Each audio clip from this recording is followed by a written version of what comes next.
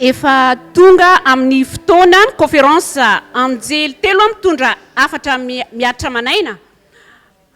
Efa lasa de lasa tokoa ny fotoana ka mitondra fialantsiny voalohanteny noho ny fahasahiranana ara-teknika. Anomboka amin'ny hiratsika dia ara-hitsangana nao ny hira fanevany conférence anjely telo mitondra afatra miatra manaina.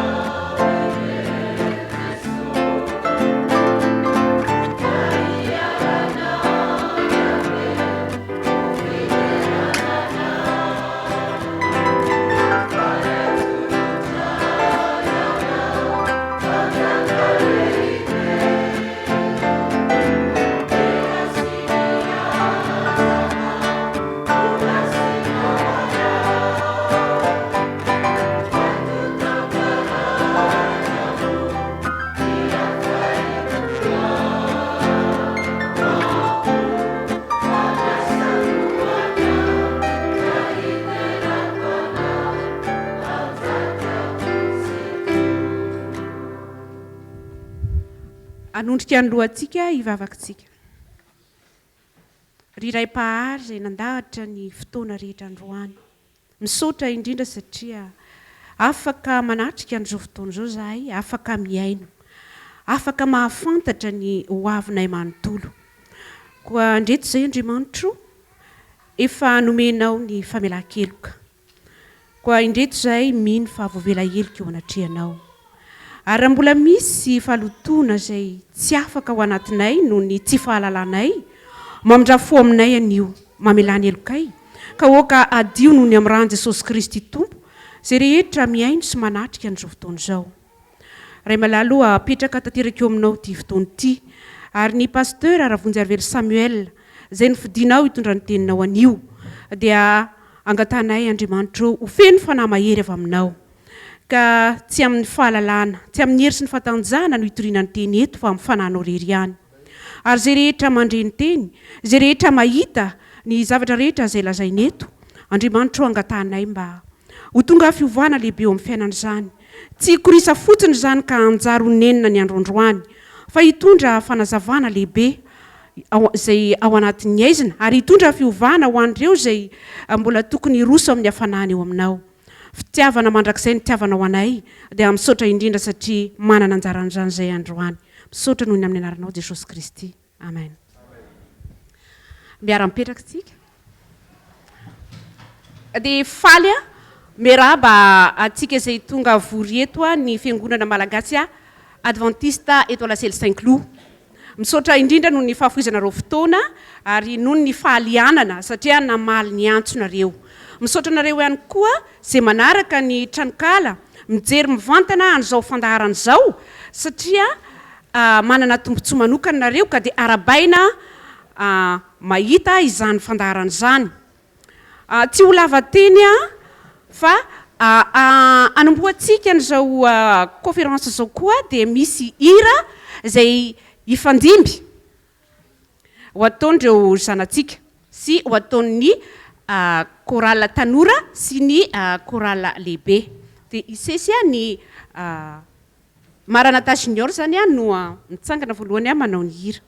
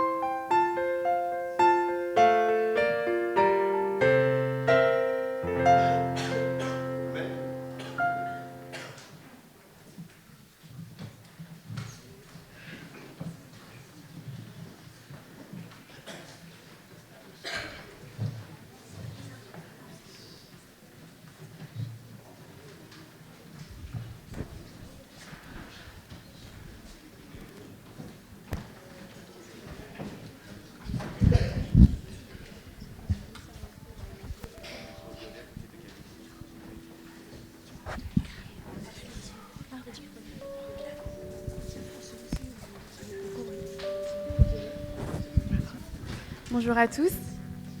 Alors, nous allons chanter un chant en anglais qui parle, comme pour la chorale des Maranatha Junior, de la naissance de Jésus, notre Sauveur.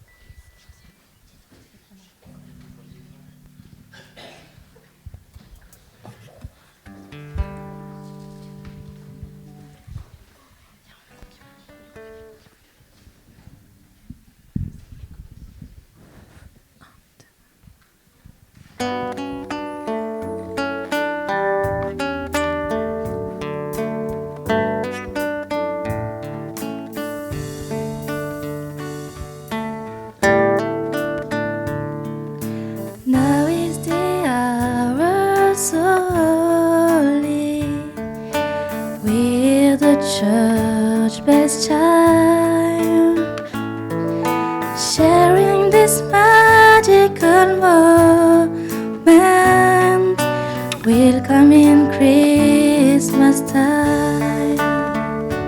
This is the song the angels sing, guiding us into the light.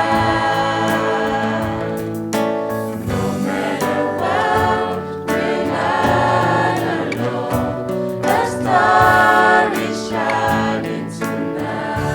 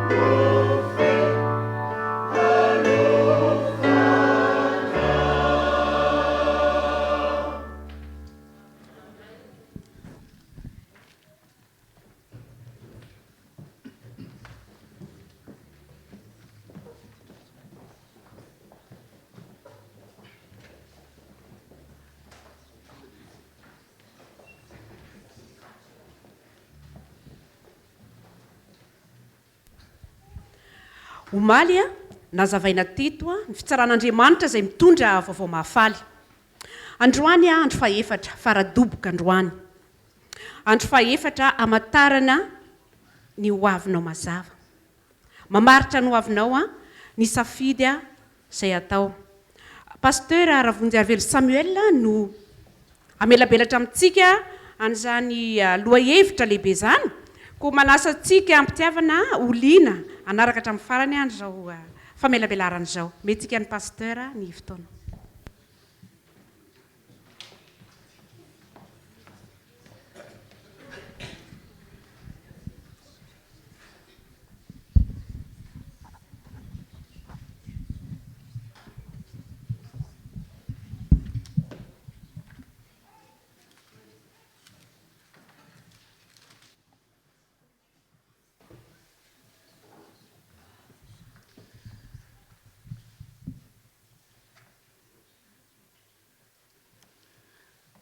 Saotran'ireo antoko mpihira isa tsokajiny izay nanafana ny fotoana androany ary nanomana ny fontsika iaino ny toy-ny famelabelarina izay efa volaza teo fa andro faefatra sady farany androany.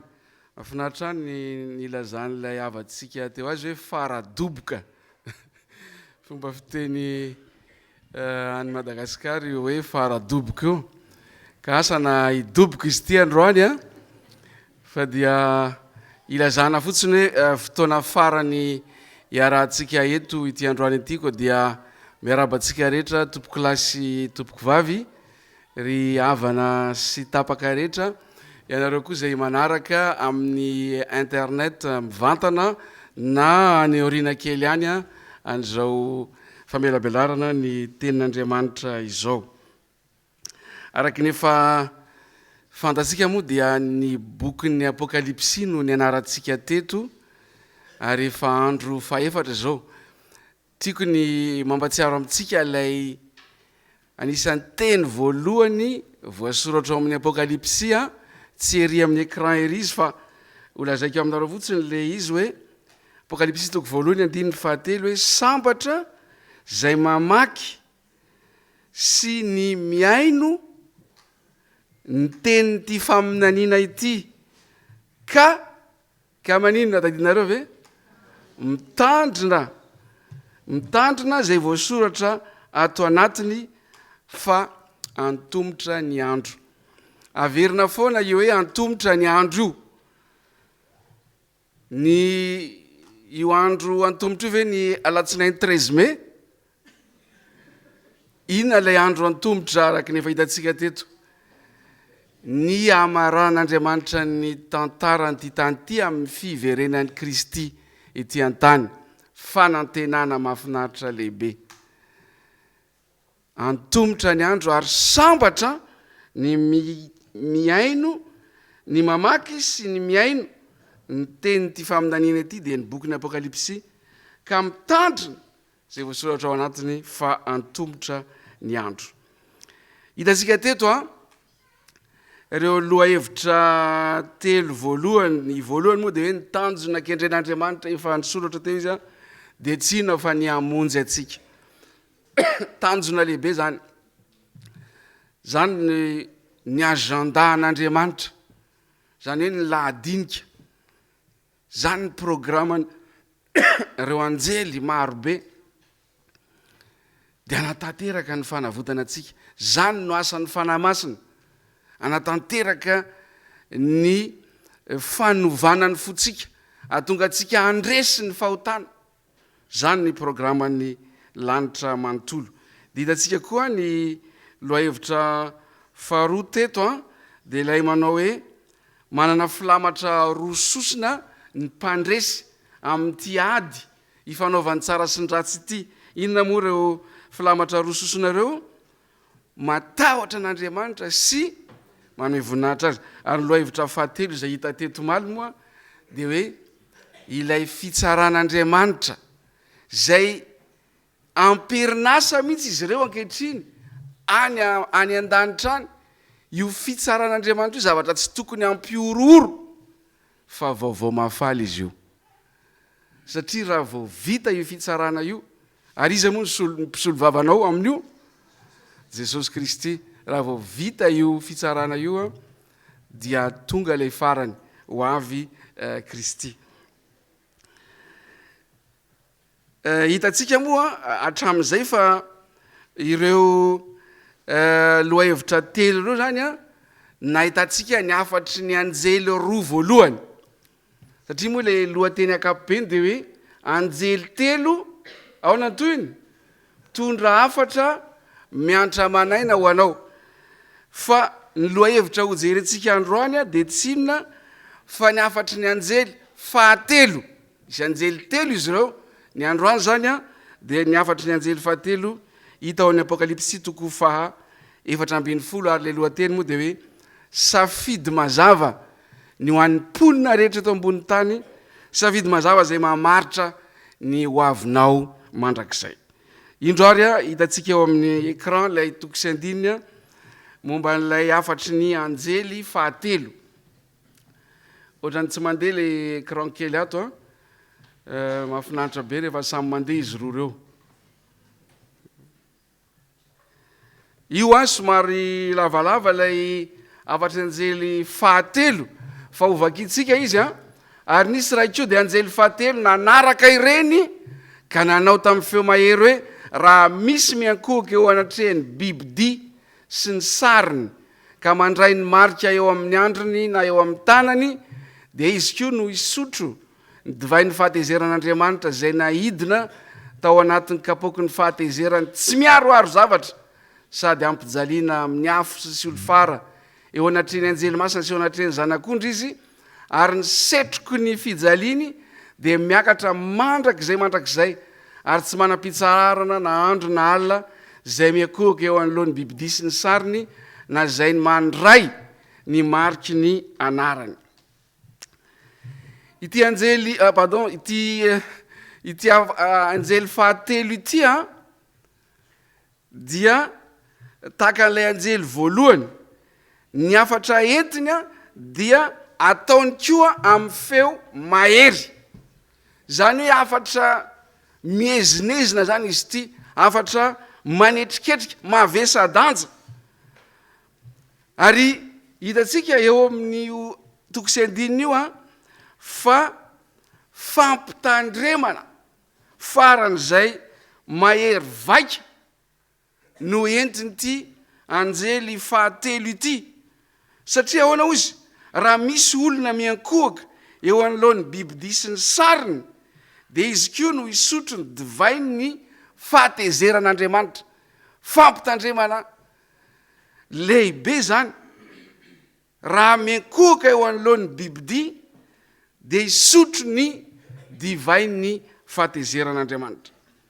Ary fantatsika fa ireo anjely telo ireo a dia mitondra afatra ho an'ny mponina rehetra ambonin'ny tany avy any a Tokyo ka hatrany a Los Angeles avy any Toliara ka hatrany Moscou ny mponina rehetra ambonin'ny tany no andefasan'ny anjely fahatelo ity afatra ity sy ity fampitandremana mahery vaika ity.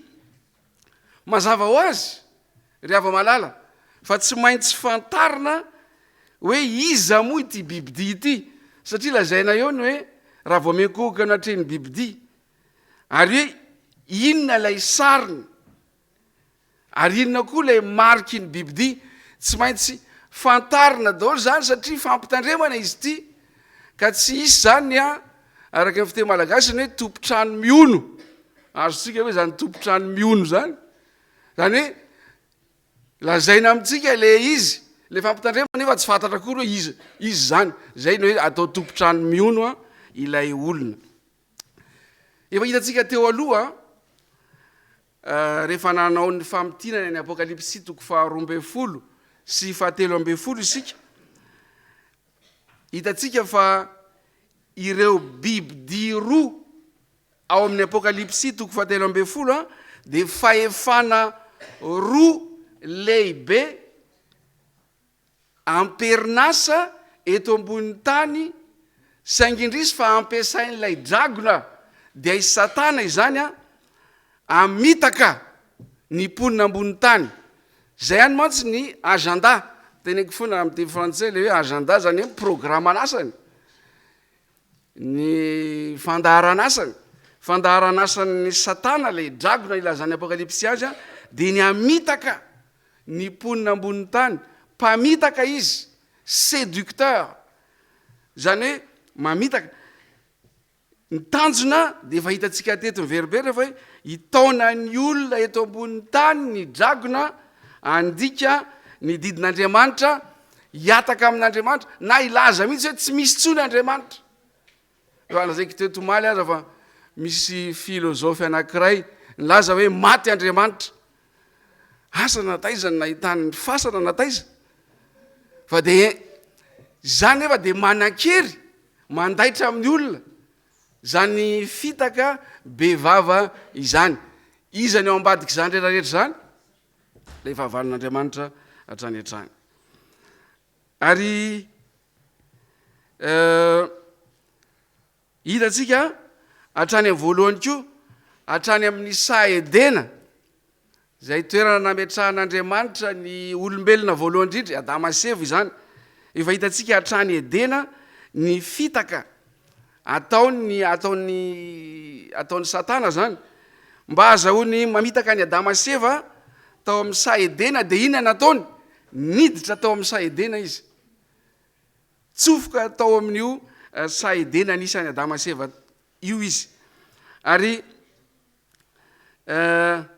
zay foana zany ny fandrika ataon'ilay fahavalon'Andriamanitra hoe miditra ao anatiny izy miditra ao anatiny mba tsy ho fantatry ny maro ny fandrika velariny sy ny tanjona tena kendreny miditra ao anatiny izy ny menarana moa no niditra tao amin'ny saedena dia voalaza ao amin'ny bokyny Genesis eo hoe fetsy noho ny biby rehetra zay nataon'i Jehovah-Andriamanitra ny menarana izy no nofidiny satana amitaka any Adama sy Eva tsy miova io fomba fiasan'ny satana io aty aoriana dia mbola fitaovana tahaka ny menarana foana no ampiasainy entiny anatanteraka ny fikasany ratsiny ndao raha hojerena vetivety ao amin'ny bokyny apokalypsia hoe iza ilay bibidia voalohany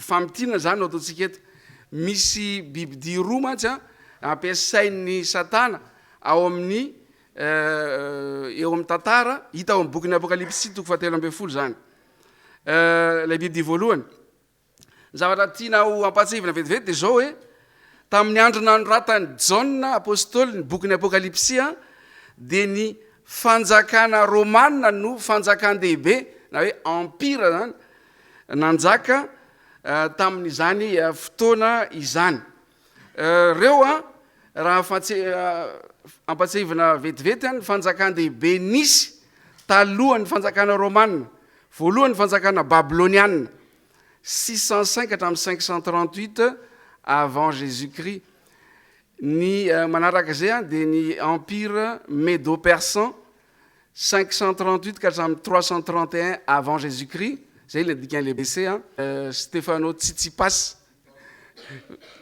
fanjakana grika zany fa mbola velona hatramin'izao fanjakana grika io ary fanjakana lehibe faefatra ny fandimby teo ary nandimby an'ireo telo ireo dia tsy iza fa ny fanjakana romanina tamin'ny 168 alohan'ny Jesosy Kristy izy no nanjaka ka hatramin'ny 476 après Jésus-Christ ny fanjakana romanina zany no nanjaka ary ny fari-piadidiny dia tonga hatrany a Palestina zay nisy ny fireneny Israely toerana natirahan'ilay Messia ary ny gouvernoura romanina Pilato no fahefana nanome alalana ny jiosy ny fahefana ara-pivavahana jiosy anombo an'i Kristy teo amin'ny hazo fijaliana ty lazaina eto zany dia zao hoe ny romanina ny fanjakana romanina no nanjaka teo amin'izao tontolo zao nandritra n'io vanim-potoana io ary tao anatin'izany no naterahan'ny Mesia sy nanombona azy tamin'ny azo fijaliana fahefana Romanina no nanome alalana ny amonoana azy. Ka izao ity fanjakana Romana ity dia tena fitaovana nampiasain'ny Satana mihitsy, ilay dragona zany anapotika ny fiangonana kristianina hatramin'ny voalohany dia nanao izay faraheriny ireo emperora kristianina amongorana ny fivavahana kristianina tamin'ny alalan'ny fanenjena sy ny fandripahana. Ade aseho amintsika eto ny listr'ireo emperora romanina zay nampahory sy nandringana ny kristianina. Néron ngamba dia fantatrareo fa mety tsy dia fantatrareo ohatra ry Dioclétien, ry Domitien, ry Trajan, Adrien, Antonin, Decius, Valérien. Emperora romanina tena nanao fahirano ny kristianina mihitsy. Nareo reny Colisée mbola ao amin'izao fotoana izao, Colisée ao Roma ao ho an'izay fatany. Reny ny teatra zay nanatrehana akoatran'ny adin'ny gladiateur dia tao koa no namonoana ireo kristianina nijoro tamin'ny finoany. Ary indraindray aza natsiravana mihitsy nataon'ity fanjakana romanina ity, mbola tsisy ny projecteur ohatrany amin'ireny stady matanjaka be amin'izao fotoana izao reny fa tena mahatsiravana fa kristianina no atao torche vivant asiana menaka na ny ohatr'izany zany dia ampiretina anazavana ny stady amin'ny alina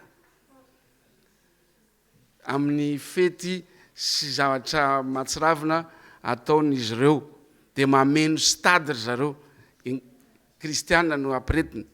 Ka nampahory ny fiangonana kristianina mihitsy ity fanjakana romanina ity. Dia ao amin'ny apokalypsy eo zany ny fanjakana romanina mihitsy no nofidin'ilay dragona anapotika ny fiangonana kristianina hatrany amin'ny mpiandohana. Zao nefa ny voalaza ao amin'ny apokalypsy 3:12 andiny ny faharoa tapany voalohany, ilay dragona dia nanome an'ilay bibidia voalohany ny seza fiandrianany sy ny fahefana lehibe. Ny dragona zany eto dia tsy ny devoly akory satria izy ange tsy hita maso fa ny dragona eto dia ny fanjakana romanina. Ilazana azy moa dia hoe Rome païenne. Lay fanjakana zany le Roma eto ny dragona égale Rome satria fitaovana zany le Rome païenne. Dia ny dragona le Rome païenne zany nanome azy, nanome an'le bibidia voalohany ny heriny sy ny seza fiandrianany ary fahefana lehibe. Ny faminaniana voalaza eto dia omeny ny fanjakana romanina fahefana lehibe hery plus seza fiandrianana plus fahefana lehibe lay bibidia voalohany. Fantahina petraka dia zao hoe iza teo amin'ny tantara no nandimby ny fanjakana romanina païenne, zany hoe nandray ny heriny sy ny seza fiandrianany sy ny fahefana lehibe teo amin'ny tantara. Satria rehefa hanomboka tany amin'ny 476 sy ny taona manaraka an'izay teo hitantsika teo fa ny romanina moa dia hoe 168 avant Jésus ka hatramin'ny 476. Satria rehefa hanomboka tany amin'ny taonjato fahadimy tany ao dia hanomboka ny zarazara ny fanjakana romanina rehefa tonga ny tribu barbara avy any avaratra nanina moa nanafika ny fanjakana romanina. Dia iza no fahefana nandimpi-toerana na nanohy ny fahefana nananany Roma papaly, Roma gentlis na païenne. Tsy iza io fa i Rome papal. Mbola hita io hany le hoe Rome romanina ihany io. lasa fitaovana teo am-pelatana ny dragona zany a le biby de voalohany de ny fahefana papaly dia inona no nataony apokalipsy 3:17 ary navela iady tamin'ny olona masina izy ka aharesy azy. Ny olona masina moa de hitantsika fa hoe zay olona mijoro mahatoky amin'ny tenin'Andriamanitra ny didin'Andriamanitra. Rehefa tsy vita ny dragona ny nanapotika ny fivavahana kristiana tamin'ny fanenjehana sy ny fandripahana tamin'ny alalan'ireo emperora hitantsika teo ry Dioclétien, ry Néron sy ry Domitius karaza, de inona indray ny nataony avy ao anatiny izy ohatra ny tany amin'ny Saedena any niditra atao anatiny. Ny zavatra nataon'ilay dragona zany de niditra ao anatin'ny fiangonana izy de l'intérieur indray zany avy ao indray izy a no manao ny asa famitana. Ary tsarotsika lay tary amin'ny Daniela 7:10 misy an'ilay fahefana atao hoe tandroka kely tao amin'ny faminany Daniela hoe iteny anohitra ny avo indrindra izy sy aninona koa ampahory ny olo-mason'ny avo indrindra ary hitady anova fotoana sy lalàna. Io tandroka kely famitina nataontsika any amin'ny Daniela 7 io a de tsy iza fa ity bibidia voalohany eo amin'ny apokalipsy 7:10 ity ihany. Atra afrina ny fepitona anjakany na ataontsika hoe anjakazakany mihitsy atra afrina. Apokalipsy 7:10 dia nomena lela iteny zava-meopapana sy fitenenan-dratsy izy ary nomena fahefana iasa firy voalaza eo 12 volana.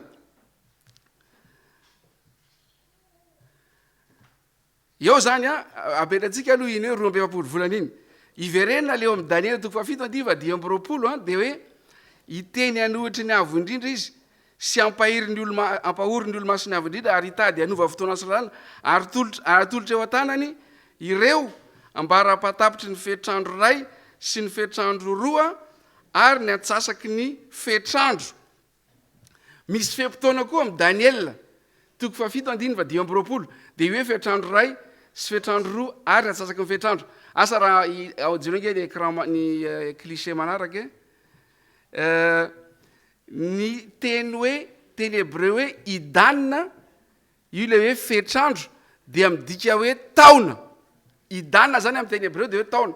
Dia zany le hoe fetrandro ray sy fetrandro roa ary antsasaky ny fetrandro de zao heritaona plus roa taona plus tapataona na enimbolana de firy ny totaliny 3 taona sy tapany.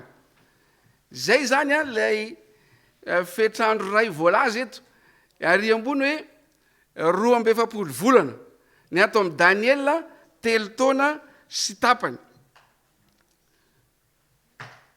De manaraka zany misy ndraiky eo amin'ny apokalipsy 12:9 cliché manaraka eo a raha vehivavy kosa nandositra nakany anevitra zay toerana nofidinin'Andriamanitra namboarin'Andriamanitra sady hovelomina any izy mandritry ny 990 andro.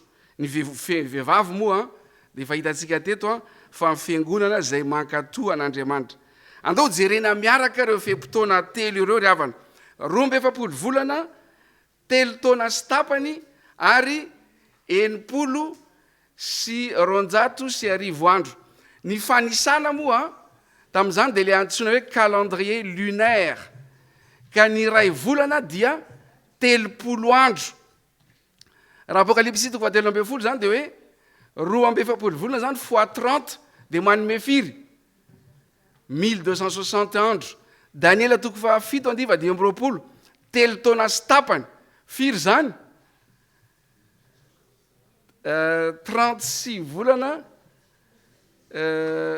plus 6 égale 42 volana fois 30 égale 1260 andro ihany koa lay ao amin'ny apokalipsy 12:9.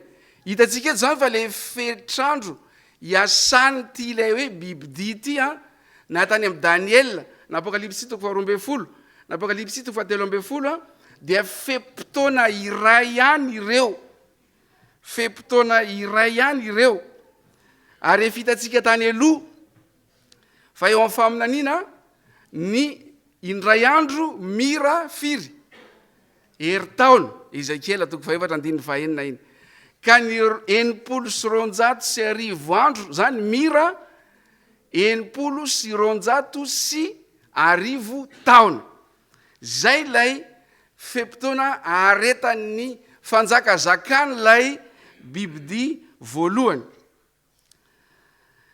Io fempotoana io zany no nampiasain'ilay dragona ho fitaovana izy ampahory sy anenjika ny olona masina zay niezaka ankatoan'Andriamanitra. Fatatsika nge ny fanenjehana an'ireo tsy mitovy fijery sy tsy nankatoa ny fampianarany Roma dia mafy mihitsy ny fanenjehana hatratia Frantsa aty. Taty Frantsa ke be de be ny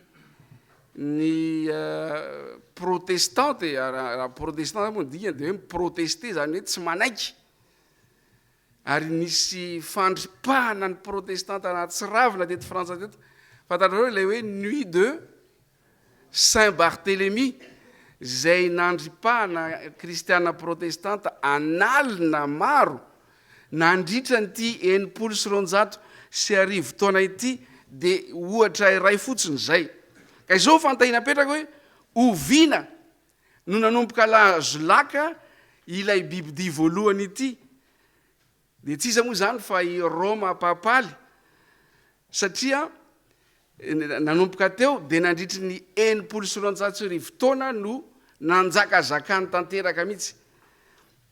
Fantatra teo amin'ny tantara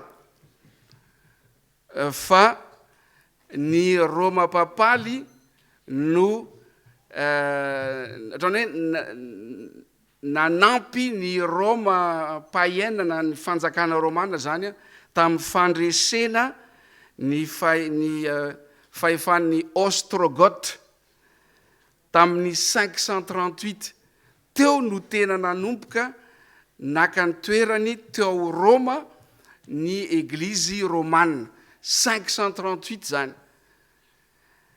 dia raha atao ny kajy hoe 538 plus 1260 fa izay zany ny fempotoana nanjakany ty fahefany bibidia voalohany ity a nampahorian'ny olona masina sy zay rehetra voalazantsika teo 538 plus 1260 égale taona 1798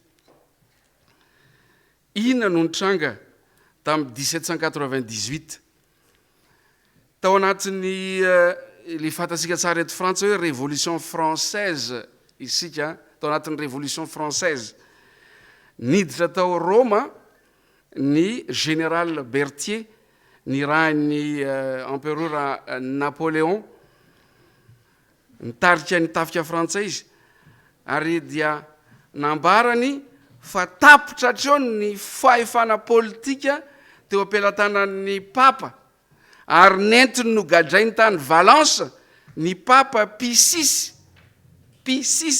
tamin'ny 20 février 1798 nandao an'ny Roma ny tafika fa ny tafika frantsay nanao fairano an'ny Roma invasion, pillage, sacrilège nataon'ny tafiky général Berthier tao tapotra hatreo lay fempotoana 790 taona nanjakany Roma papaly sy nampahoriana ireo kristiana zay tsy nanaraka ny fampianarana tapotra teo tokoa ve ahoana hoe faminaniana apokalipsy toko 7:7 ary hitako ny lohany anankiray zay toa voaka efa ho faty nefa sitrana ihany lay feriny saiky nahafaty azy ary gaga ny tany rehetra nanaraka ny bibidia tamin'ny fotoanan'ny révolution française ny samborana ny papa Pie VI sy nanapotehana ny Roma dia noheveriny zao tontolo zao fa hoe vitatreo ny amin'ny fahefana papaly hoe vita efa niorakoraka ny olona hoe vitatreo, vita ny fampahoriana ny kristianina zay tsy nanaraka ny fampianarana. Ny faminaniana nefa eto dia milaza hoe ahoana? Sitrana ihany lay feriny saika nahafaty azy, ary dia tsy vitan'izany ihany fa hoe gaga ny tany rehetra nanaraka ilay bibidia. Manana hery ara-politika sy fahefana lehibe ny papote amin'izao sika miteny zao eto. Dia anokatra parenthèse kely aho ry havana, ny zavatra lazaitsika eto dia tsy hoe fanenjehana na fitsikerana ny fivavahan'ireo kristianina sasany. Ny zavatra lazaitsika eto dia fahatanterahany faminaniana fotsiny, ny tantara no manamafy an'izany, fa tsisy hanenjika ny rakoto na rabe na rasolo na ravonjy. Tsy misy fanenjehana olona zany eto, fa fahatanterahany faminaniana no resantsika eto. Tsy ireo rahalahy sy anabavy, ary fantatro fa misy eto, tsy ireo rahalahy sy anabavy amin'ny fiangonana katolika zay mandeha amin'ny fahatsoram-po no voatondro ny faminaniana eto, fa système dia ny pouvoir papaly zany. Tsy ny kristiana katolika ny tondrona eto, fa ny système n'ilay fahefana papaly. Io système io araky ny hitantsika androany dia fitaovana ampiasain'ilay dragona anatanterahany sitrapony avy ao anatiny, tsy mba avy any velany fa avy ao anatiny mihitsy. Ao anatiny ao izy no miasa. Ohatrany hoe sanatria izany hoe voaingana ny misy havaneta Madagasikara, mpiasa ao an-trano no nangalatra ny entana rehetra tao an-trano. Fatany daholo ny inona?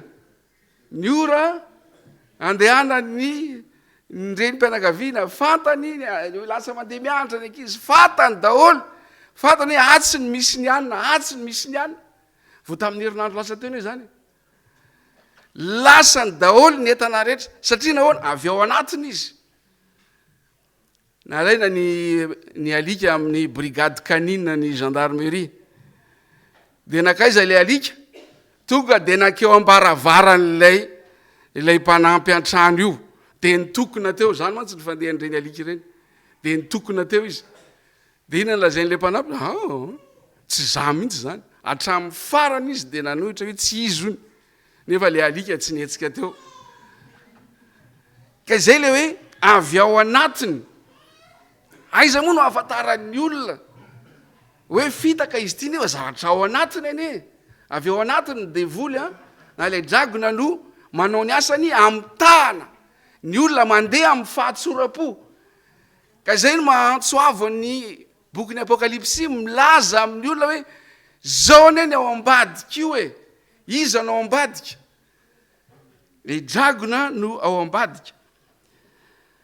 Farany zavatra farany momba ity bibidia voalohany ity dia misy an'ity filazana ao amin'ny Apokalipsy 17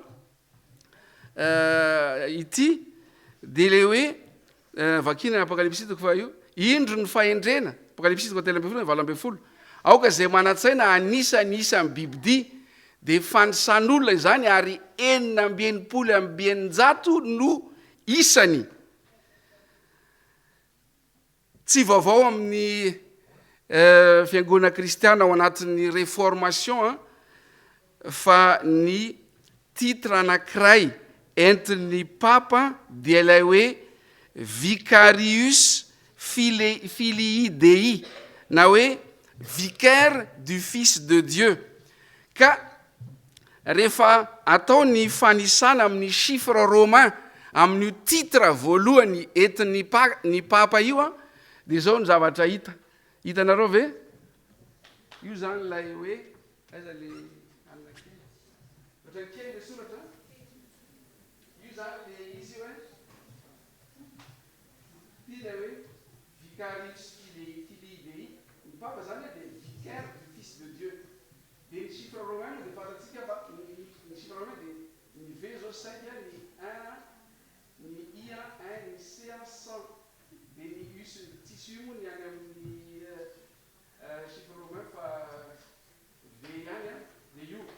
Dia atao ny total izy rehetra ny V 500 dia manome firy 666. Ary tsy misy manaraka hoe alebiasy ty moa tsisy micro moa tsisy micro izy ty misy afoezitsika izy eto atao le bebe koa io le vicarius 5 1 100 1 5 dia ampaharosoy manaraka io le hoe fili dei dia ny total ny manome firy 666 ka io zany araka voalaza ny apocalypse fa 3 fa 20 no isan'ny bibidia tsy kisendrasendra izany ry havana zany ve dia kisendrasendra mazava be fa ity fahefana sady fahefana ara-politika no fahefana ara-pivavahana zay antsoina hoe bibidia ity dia tsy iza fa ny système papal mbola milaza ihany afa tsy ireo kristiana katolika mandendeheny amin'ny arabe sy anaty métro tsy reny ny bibidia fa le système papal zay ty zany misy olona fetsy dia mitady anarana olona hafa izy dia ataony kio total dia manome 666 fa zany hoe le olona lazainy voateraka tamin'ny taonjato lasa na voateraka tamin'ny voangakely fa ity misy satria le misy critère hafa koa le hoe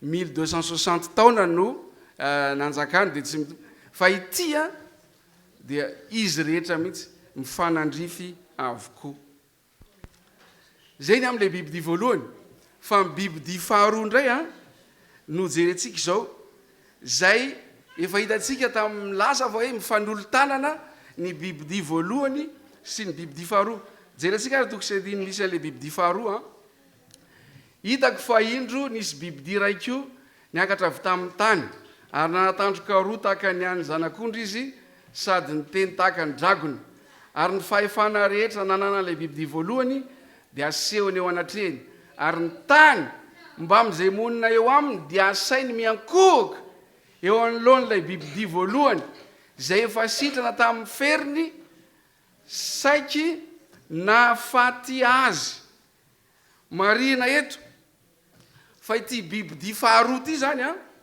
dia fitaovana ampiasain'ilay dragony sy satana anery ny olona rehetra ambonin'ny tany iakohoka eo anatrehan'ilay bibidia voalohany zao ho lava be le fanazavana ara-tantara fa tonga dia ho tsorona avy hatrany eto fa i États-Unis d'Amérique zany hoe afaka mijany antsika na adiny 5 ary fahaloha dia ho hitantsika miandalana hoe ahoana no ilazana fa États-Unis d'Amérique ity bibidia faharoa ity le bibidia faharoa zany dia ohatrany hoe voalaza hoe manana tandroka roa tahaka ny any zanak'ondry manaona moa zany zanak'ondry zany malemy fanahy tsara fanahy mahafinaritra be bibidia nefa manana tandroka ohatra ny zanak'ondry mahafinaritra be ka efa lazaiko teo hoe États-Unis dia inona ary io tandroka anankiroa zay mahafinaritra be io ny tandroka roa ny fitondram-panjakana raha fitondra amerikana io dia tsy inona fa ny fahafahana sivily sy ara-pivavahana liberté civile et religieuse liberté civique et religieuse Amerika dia tany ny fahafahana ary tena mahafinaritra any tamin'iza tany voalohany dia tao amin'ny aéroport ny Newark tsy New York fa Newark any New Jersey no nipetraka voalohany tena tao anatin'ny le aéroport tena hoe tena ty Amerika ty tany ny fahafahana ary firifiry moa ny olona no nandeha tany nitady inona nitady fahafahana zay ny andohany ny olona ponina voalohany mipetraka tany a nitady fahafahana satria nahoana nafana vai ny fanenjehana ara-pivavahana taty Eropa izany nanenjika taty Eropa ny système papala no nanenjika ny protestant ary protestant nandositra no ny orom-pinenina tany Amerika zay tany ny fahafahana asa raha misy manadidiny anarana le sambo voalohany mitondra ny mpitso-pinenana voalohany tany Amerika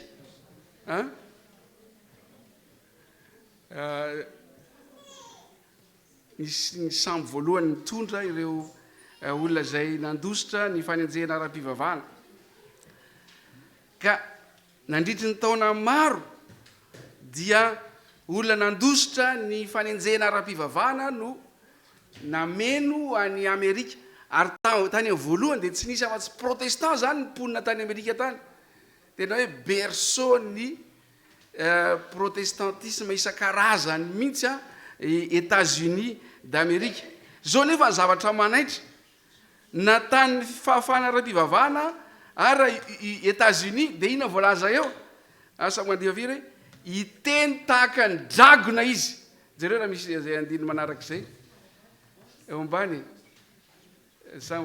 alialoka andazaloha iteny tahaka ny dragona izy eo ambanimbany eo zany hoe ity tany ny fahafahana ara-pivavahana ty atorina dia iteny tahaka ny dragona mahagaga be zany a indrondray fa miasa vao anatiny ndray a iza ilay dragona États-Unis a dia ohatrany hoe havre de paix hoe tany nandosirany olona mitady fahafahana ara-pivavahana mba tsy satria tary dia fandripahana ny taty Eropa taty dia nandositra zareo tongany izy nefa ity États-Unis ty ndray a no iteny tahaka ny dragona zany hoe fitaovana ampelatana ny dragona ndray izy anenjika ara-pivavahana zay zany le tonga amin'ny fiteny malagasy hoe ilay nantenaina anirina no nampivandravandra États-Unis zany a nantenaina hoe any no alokaloka zay nenjehana ara-pivavahana nefa aveo ndray nalaika anirina no nampivandravandra fa mba hazavaina any am'zany hoe taloha zany a matahotra ny olona anirina le manirina mantsy dia mampikipy ny masony maty satria reny maty reny no ny vandravandra ny akamarony dia tsy maintsy ahirina ny masony dia ny fianakaviana matetika tsy safa madelikaly izy hoe raisina dia akipy sady dramatika be le manirina dia olona nalaina dia nisy natonga leobonany nanirina aminy izy dia vao mainka mivandravandra le faty dia tsy miady ty ka États-Unis nalaika anirina no nampivandravandra berceau ny protestantisme nandositra ny fanenjehana izy ndray no lasa miteny tahaka ny dragona zao ny voalaza eo amin'ny apokalipsy 3:10 zao ny voalaza hoe ary nanao famantarana lehibe izy ka dia nampidina afo avy any an-danitra ho amin'ny tany eo mason'ny olona critère hamantarana fotsiny ty hoe critère fanampy ny hamantarana hoe iza le États-Unis ina ty hoe nampidina afo avy any an-danitra io zany tsy ny bomba atomika tany Hiroshima sy Nagasaki fotsiny iny moa zany no nanehoana voalohany ny hery nukleary fa ity hitatsika ity dia zao hoe États-Unis dia manao démonstration de force et de puissance amin'ny première puissance mondiale azy zay no ambaran'ny faminaniana hoe ty bibidia faharoa ty manana fahefana tsy tavanavana mihitsy amin'ny lafiny marobe apokalipsy 3:10 asa rehefa misy eo ndraindray moa misy voadingana izy io minambara aza misy loka ary mamitaka zay monina ambonin'ny tany izy izay io le hoe nampidina afo avy any an-danitra ho amin'ny tany eo mason'ny olona dia le manaraka tokosy andiny manaraka le andiva efatra ambin'ny folo aloha dia hoe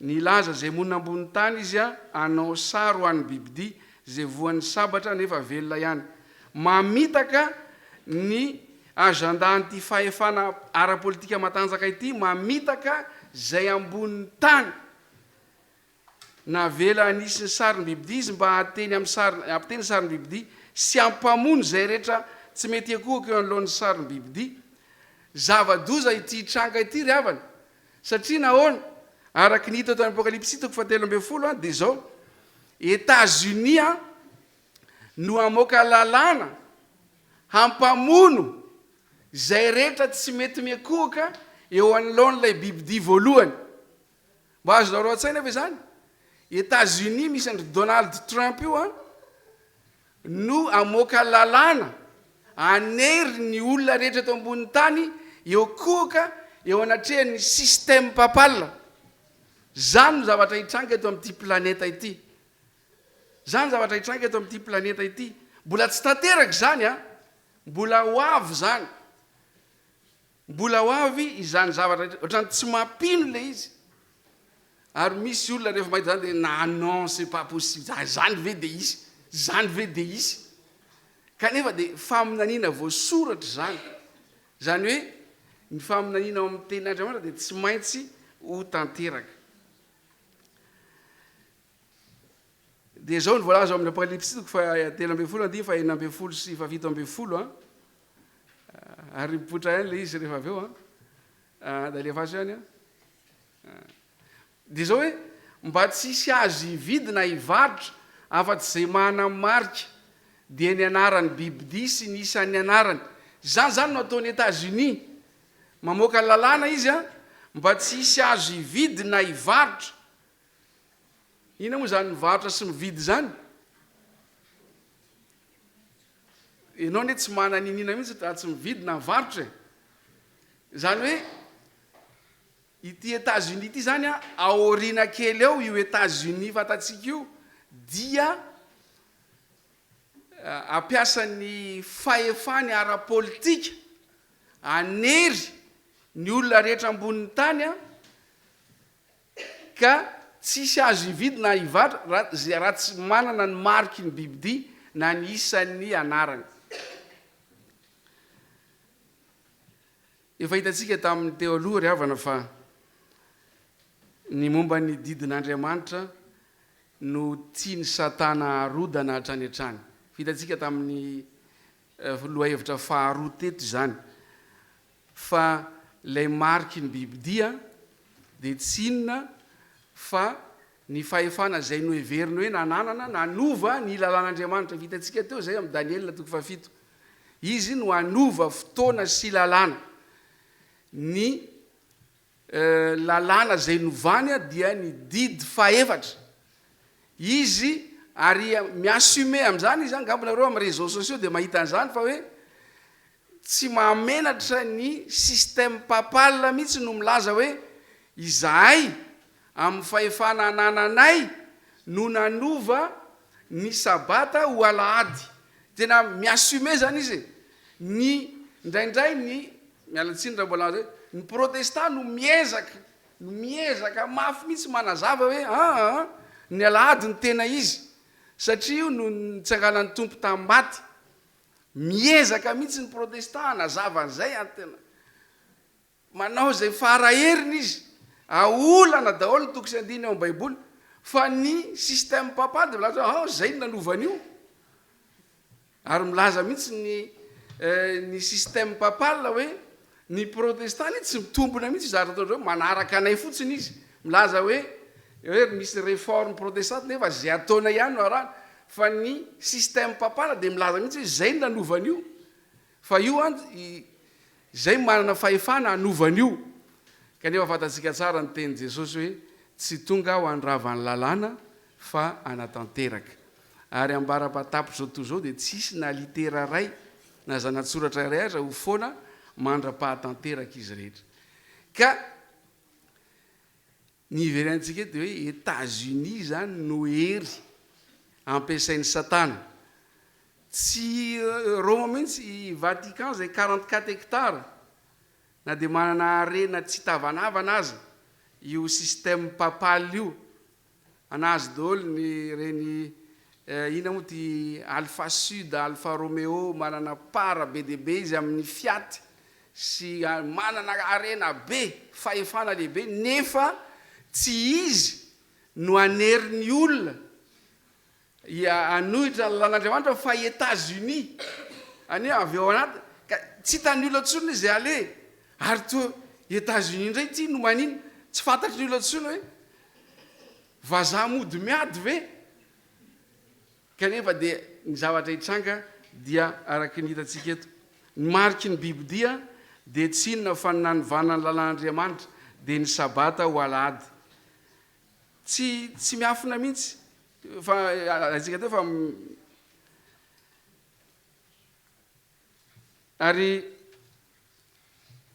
tsy maintsy ho tanteraka ireo faminahina rehetrarehetra ireo misary eo asehontsika amin'izao fotoana izao tamin'ny 29 mai 1900 azafady tsy 1917 fa 2017 tamin'ny 24 mai 2017 dia niona ny président américain Donald Trump sy ny pape François reo izy ireo ny vadiny kio sy ny zanany vavy moa dia tany tamin'ny fotoana io inona no dinika ny fanaovan'izy ireo ny dinika ny fanaovan'izy ireo dia nisy resaka valandresaka ny fanaovany tamin'ny mpanao gazety ny zavatra andresana tamin'ny mpanao gazety izy roa miaraka dia ny tontolo iainana ny mpitsopinenana ny momba ny avortement zay mitovy ny fomba fijeriny fa nisy 3 minitra zay niresahany izy ireo tsisy mipika ny zavatra andresahany tao ary hatramin'izao tsika miteny zao dia mbola manontany tena zao to zao inona marina andresahany zareo nandritra n'le 3 minitra tsisy mipika ny sary manaraka kampo io lay poignée de main tamin'ny 24 mai 2017 fa fantatsika zany fa ifan'olo-tanana ireo fahefana roa lehibe ireo kanefa ny ao ambadika ary amin'ny zavatra tsy apozina mihitsy ny ao ambadika dia ilay dragona no ao ambadika tsy Donald Trump no dragona tsy i François no dragona fa izy ny dragona satana nge ny dragona ary ireny olona ireny mety mandeha amin'ny fahatsoram-po asa aloha raha mandeha amin'ny fahatsoram-po ty Donald Trump ty fa mety mandeha amin'ny fahatsoram-po reo fa le système nresahana eto zay ampiasain'ilay dragona avy any ambadika dia ndeha hiverina zay tsika amin'le afatry ny anjely fahatelo apokalypsy 7:12 zao satria tsika mantsy hoe iza moa le bibidia voalohany sy faharoa dia hita eto zany fa ny système papala sy États-Unis d'Amérique zay fahefana misy amin'izao fotoana zao nisy anjely raiko anjely fahatelo nanaraka ireny karaha anao tamin'ny feo mahery hoe raha misy miankohaka eo anolohan'ny bibidia sy ny sariny ka mandray ny marika eo amin'ny androny na eo amin'ny tanany dia izy koa no isotro ny divain'ny fahatezeran'Andriamanitra zay nahidina tao anatin'ny kapoky ny fahatezerany tsy miaro ary zavatra sady ampijaliana andro amanalina amin'ny afisolofary ary nisetroko ny fijaliana dia niakatra mandrakizay ary tsy hanampitsarana na andro na alina zay miankohaka eo anolohan'ny bibidia sy ny sariny na izay mandray ny marika ny anarany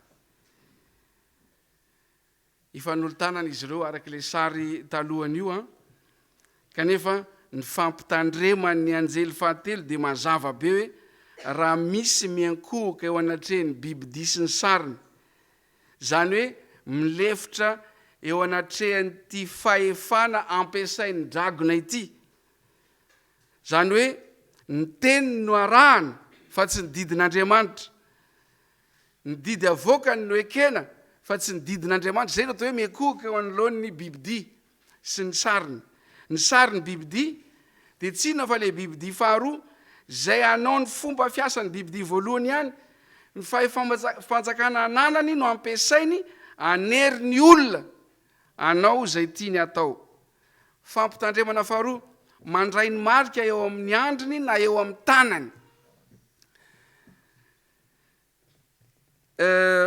Io moa dia be deaibe ny interprétation na fanazavana omena hoe resaka puce izy io, tsy puce atao amin'ny omby a. Ny puce lazainy sasa zany de hoe isy puce zany de tsy afaka mividina mivarotra raha tsy ataonao ohatr' zao ny tananao zany de misy puce ny tananao na ny andronao tsy fantatro zay ampidirana puce. Fa interprétation ray zay, fa ny azavaina fotsiny hoe inona moa ny andrina. Ny andrina mampiseho ny saina, ny ati-do, ny safidy. Ny andrina zany dia manaiky amin'ny sainao. Ary inona ny tanana? Manao inona ny tanana? Ny asanao, ny actionnao. Ka le mandray ny marika eo amin'ny andrina sy eo amin'ny tanana zany dia manaiky ilay fahefan'ny bibidia, ilay manohitra an'Andriamanitra, manohitra ny didin'Andriamanitra, manova ny lalàn'Andriamanitra, ary mamitaka avy eo anatiny. Mbola averiky foana le hoe avy eo anatiny anie izy io e. Ohatran'le mpiasan'le havanay, avy eo anatiny de tsy fantatra mihitsy le izy. Ary misy olona avy eo amin'ny fiangonana rahavavy katolika tena tezitra mihitsy. Nefa ny ampatsahivina aminy de hoe tsy enao anie izy io e. Nga enao zany bibidia zany. Tsy enao mihitsy ange bibidia fa ny fitaovana ampiasain'ny Satana no bibidia. De ireo système anankiroa reo fa tsisy manenjika olona. Za ve anenjika olona fa za nge mbo manana ny fahalemeko e. Fa saingy ny afatry ny anjely fahatelo de mazava. Ho avy ny andro a zay ho tereny États-Unis sy ny système papaly izao tontolo zao a anaiky ny mariky ny bibidia de ny alahady zany. Io mantsy ny marika tena ametrahan'ny fahefa mihitsy hoe zay no afaka manova lalàna e. De États-Unis moa de manaraka hoe marina zany. Ary anao sa tsy anao? Ohatran'izay zany izy io. De ho tereny a ny mponina ambony tany de ohatran'ny tsy mampino zany. Firifiry moa ny zavatra tsy mampino ao amin'ny baiboly nefa fa tanteraka. Tsy maintsy ho tanteraka zany. Vanjaratsika zany, ary zay no tiana ho lazaina amintsika.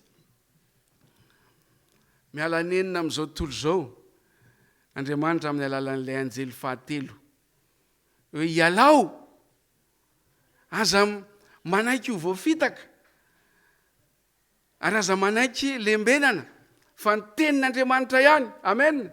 Ny tenin'Andriamanitra ihany. Rehefa naka fanahy ny Jesosy ny devoly tany anefitra, hoy izy hoe raha zanak'Andriamanitra ianao dia teneno reto vato reto ho tonga mofo. Ianao moa noana raha teo 700 andro 700 alina ianao tsy nisakafo. Rariny nge raha misakafo ianao e. Jotra fotsiny vitanao le zany. Io tanao reto vato reto, tsy zay aloha le zay fa mba développeko fotsiny. Ovay ho tonga mofo reo. De ao anao Jesosy, voasoratra hoe tsy mofo ihany no ivelomanao fa ny teny rehetra zay aloky ny vavan'Andriamanitra. Raha nanaiky teo Jesosy dia nanaiky ny fahefan'ilay dragona izy. Hoe ataovy an'izao ty de atao. Nandeha kely indray de hoe omeko anao zao tontolo zao sy ny fahefany sy ny arena rehetra raha mekohaka eto anatrehako ianao. Asain'ilay dragona nekohaka teo anatrehany Jesosy ilay amonjy izao tontolo zao tany anefitra alohany anombohan'ny asany. De inona ny valiteny Jesosy? Voasoratra hoe Jehovah Andriamanitrao no iankofanao ary izy rery ihany no hotompoinao. Dia niala ny devoly. Ry havana, ny antsika zany a manomboka izao mandritry ny androm-piainantsika de Jesosy ny modely. Voasoratra hoe ny tarigetratsika, zay voasoratra ao amin'ny tenin'Andriamanitra no arahantsika. Na iza fahefana anery atsika anao an'izao na izao de ty ihany. Voasoratra hoe Jehovah Andriamanitrao ny ankofanao ary izy irery any no otomponao. Miala len'Andriamanitra. Ary ny anjely fahatelo dia miantso atsika tsy hanaiky ny fandriky ny bibidia voalohany sy ny bibidia faharoa amin'ny fotoana rehetra. Avy eo no amitahana izao tontolo izao. Resaka fiaina mandrakizay izy ity. Tsarovy fa fitaovana ampiasain'ilay dragona ireo. Mazava nefa ny tanjon'ilay dragona. Inona moa ny tanjon'ilay dragona? Ny avery atsika. Fantatsika tsara le obolana ampiasaina maly teto hoe raha ho faty aho, matesa rahavana. Raha ho faty rahavana, matesa rahaompy. Zay ihany ny objectifan'ny Satana. Dia ilay dragona ny avery atsika. Ary ny avery atsika dia ny tsy mahatoky an'Andriamanitra. Fahatokian'Andriamanitra ke le hoe matahotra an'Andriamanitra sy manome voninahitra azy. Mankatoa ny didiny amin'ny lafiny rehetra. Ary manaiky ilay famonjena izay natolony. Roa ihany no safidy zany ho an'ny mponina eto ambonin'ny tany. Roa ihany zany ny safidy eo anoloan'ny mponina reto ambonin'ny tany. Voalohany, ny safidy voalohany dia zao hoe bibidia sy ny sariny, fitaovana ampiasain'ny Satana sy ny fitaka ataony avery ny olombelona. Na safidy faharoa dia izay voalaza ao amin'ny faran'ny afatry anjely fahatelo, Apokalipsy 4:12, andiny 12. Iry ambandry, indro ny faharetan'ny olona masina dia izay mitandrina ny didin'Andriamanitra sy ny finoana an' Jesosy. Zay no zavatra ambaran'ny soratra masina eo amin'ny faran'ny afatry ny anjely fahatelo. Ny olona masina dia izao ihany. Tandrina didin'Andriamanitra izy sady mitana ny finoana an' Jesosy. Io finoana an' Jesosy io ilay finoana ny asa izay nataony hanavotana antsika. Nalavany Adama sy Eva dia tsaroantsika tsara fa tsy nankatoy ny tenin'Andriamanitra izy fa naleo nanaraka ny fitak'ilay menarana. Ary nandritry ny taon-jato ny fandimby teo amin'ny tantarany tany dia izay foana no ady hifanaovany tsara sy ny ratsy. Ny ray voalohany miaraka amin'i Jesosy, matoky ny tenin'Andriamanitra ka mankatoy ny didiny. Ny faharoa aleo ny miaino izay lazainy fitaovana ampiasain'ny menarana na ilay dragona izany. Manao tsinitsinina ny tenin'Andriamanitra ary manao tsinitsinina ny didin'Andriamanitra. Ho avy tsy ho ela ny fitaka lehibe farany ataon'ilay dragona amin'ny alalan'ny bibidia voalohany sy faharoa izay hifanolo-tanana. Hotsaroantsika tsara ity La Selle Saint-Cloud ity amin'izay fotoana izay. Rehefa hivoaka izany lalàna izany ampamonoana izay tsy mandray ny mariky ny bibidia. Ho avy zany tsy maintsy tanteraka izany. Tenin'Andriamanitra tsy maintsy tanteraka. Fa ny zava-dehibe dia zao, androany 12 Mey, vonina ve isika atoky an'Andriamanitra. Tsangano tanan'izay hoe aleo matoky an'Andriamanitra. Saotra tompoko. Zay mantsy no tsy hita teo amin'ny Adama sy Eva. Andriamanitra ny teny zavatra hoe aza mihinana ny voankazo io nareo. Dia hoy Satana hoe tsy ho faty, tsy nareo ny tsy ho faty. Aiza koa nisy hoe voankazo io ve nohanina dia ho faty. Dia inona nataony? Nohaniny ilay voankazo. Lesona lehibe dia zao hoe aza heverina ho zavatra kely fankatoavana ny didin'Andriamanitra fa fahatokiana an'Andriamanitra izany. Ny fanontaniana manaraka izay apetraka amintsika dia hoe iza no vonina anaraka izay voalaza ny tenin'Andriamanitra. Tahaka an'i Jesosy tany anefitra nanao hoe voasoratra hoe dia izay voalaza ny tenin'Andriamanitra. Iza no vonina anaraka ny tenin'Andriamanitra. Tsy hoe ny teny ilay rangahy miteny io fa ny tenin'Andriamanitra. Saotra tompoko. Hitan'ny lanitra iny tananao iny. Hitan'iza hoe? Hitan'ny lanitra, hitan'Andriamanitra iny. Kely ny herintsika. Raha ho avy zany lalàna avy any États-Unis zany anery ny olona hitandrina ny alahady ary efa misy mivoaka ane zany any amin'ny ampahany ny fanerena ny olona rehetrarehetra tsy anaraka ny didin'Andriamanitra dia zao hoe tahaka ny Daniel sy ireo namany tany Babilôna nijoro izy raha ny ankohaka ny olona rehetra teo anoloan'ny sary olona nataon'ny Nebukadnezara ireo namany Daniel telo lahy dia nijoro rehefa miankohaka amin'ny sary vongana zany ny rehetrarehetra ny zanak'Andriamanitra dia maninona mijoro fa rehefa mijoro manao zay tiany atao ny olona rehetra ny zanak'Andriamanitra kosa dia miankohaka eo anatrehan'Andriamanitra tsy manara-driany rano zany e fa manaraka ny tenin'Andriamanitra zay no tarigetra ary zay ny afatry ty anjely fahatelo ity indro ny faharetan'ny olona masina dia izay mitandrina ny didin'Andriamanitra sy ny finoana an' Jesosy. Androany dia tokana no safidy eo anoloantsika Andriamanitra sy Jesosy irery any. Ny safidy tian'ilay dragona ho ataotsika ary fitaka be zany fitaka be nitondrany azy dia hoe ny fitaovana ampiasain'ilay dragona no arahantsika. Be dia be no mbola fandrika velarin'ilay ratsy ry hava-malala zay tonga nanatrika ity famelabelarina ity momba ny hoe afatra ny anjely telo mitondra afatra miatra manaina ho anao. Miatra manaina nge ty zavatra andresantsika teto ity e satria ny ponina ambonin'ny tany dia ho avy ny fotoana hoe ho terena izy anaraka ny teny zay nidragona no any ambadika fa tsy Andriamanitra. Ny ampaherezana antsika nefa dia izao zay rehetra mijoro dia tsy mandeha irery izy akory, tsy mandeha irery. Tamin'ny talata farany teo reno amarahantsika azy tsy hoe resaka baolina akory no amarahana azy ty niatrika ny lalao akatoko ny famaranana Liverpool sy Barcelone. Efa nitarika 3 no tsy misy Barcelone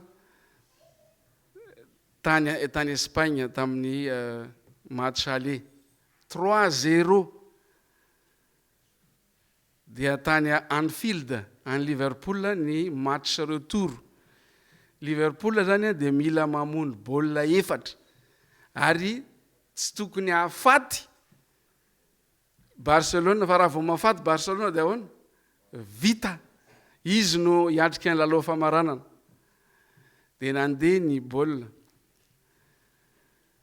Manana tarigetra ny ekipan'ny Liverpool, you will never walk alone. Ahoana ny dikan'izay? Tsy mandeha irery ianao. Zany akory tsy midika hoe ekipan'ny Barcelone dia nandresy foana fa le tarigetra no tiako isintomana. Raha matoky an'Andriamanitra ianao, raha vonany atoky an'Andriamanitra ianao dia you will never walk alone. Tsy andeha irery ianao fa iza no miaraka aminao? Jesosy no nilaza hoe indro zaho momba nareo mandrakariva ambara-pahatonga ny fahataperan'izao toy izao. Aoka hijoro amin'ny tenin'Andriamanitra isika. Raha mijoro isika you will never walk alone. Tsy andeha irery ianao. Raha mafy ny fanerena ataon'ny devoly ho an'ny tanora, ho an'ny fianakaviana, ho an'ny olona tsirairay hoe mafy fanerena, tsy andeha irery ianao. Ary aza merikerika irery fa momba anao aho Andriamanitra, fa izao matoky an'Andriamanitra amin'ny fonao rehetra. Ary na inona dia izao ny tenin'Andriamanitra ihany no ka hibaiko. Fa mazava onge ny fikasan'Andriamanitra tsy mila voatsiary akory izy fa ny hamonjy antsika ihany ny tarigetrany ary Satana dia ny hahavery antsika. Zay ihany ny hery mifanandrina ary aty anatsika no mandeha io ahery io. Ampiasain'ny Satana daholo ny fahefana manatanteraka eto amin'ity zao tontolo zao ity hatramin'ny États-Unis zany zao no ampiasainy anery ny mponina amboniny tany nefa zao nefa nytarikeratsika zay ny fehezanteny farana na iza Paul no nilazan'izany ao amin'ny Romana 9 na iza Romana 9 fa matoky aho 9:30 ka hatramin'ny 7 matoky aho fa na fahafatesana na fiainana na anjely na ireo fanapahana na zavatra ankehitriny na zavatra ho avy na hery na ny ambony na ny ambany na inona amin'izao zavatra hary rehetra izao dia tsy hasaraka atsika amin'iza amin'ny fitiavana an'Andriamanitra ao amin'ny Kristy Jesosy tompontsika. Engany mba izany tokoa no fanandramana iainantsika hoe tsisy hasaraka atsika amin'Andriamanitra na iza anery na iza anambana na aniza na amono dia tsisy hasaraka atsika amin'ny fitiavan'Andriamanitra izany sy ny teniny. Amen.